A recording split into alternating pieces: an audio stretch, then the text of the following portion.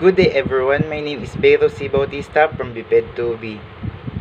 So for answer number 1, the concept of relative timing says that it is a measure of the fundamental timing structure of rhythm of a movement pattern, and this rhythm remains the same even when people change the flexible surface features of pattern. This concept is very helpful for practitioners to easily identify the movement and also differentiate it from other movements by finding the fundamental timing structure of relative timing of movements. Throwing actions may have common relative timing, but this would be different from the common relative timing pattern of putting a shot.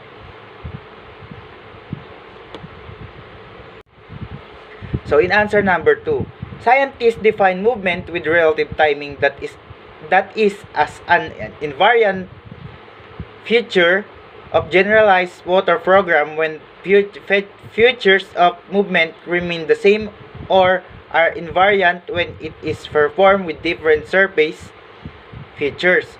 Because invariant features remain constant even when a performer makes subtle adjustment in the movement to meet the changing environmental demands. This program requires that the performers should select parameters that adjust the flexing surface feature of a specific movement or movements such as the movement time, movement amplitude, overall force to make it possible for them to produce an essentially limitless variety of specific movement or movements.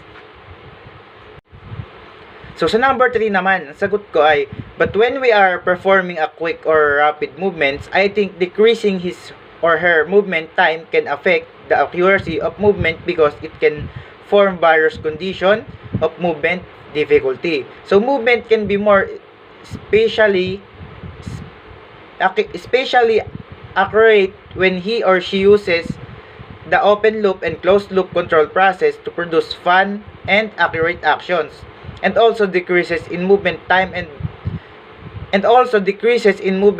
also affect the consistency of the process of an open loop control that generate the initial parts of action, which is also necessary to produce a quick movement. That's why researchers suggest that we can produce single rapid movement to target to make accurately if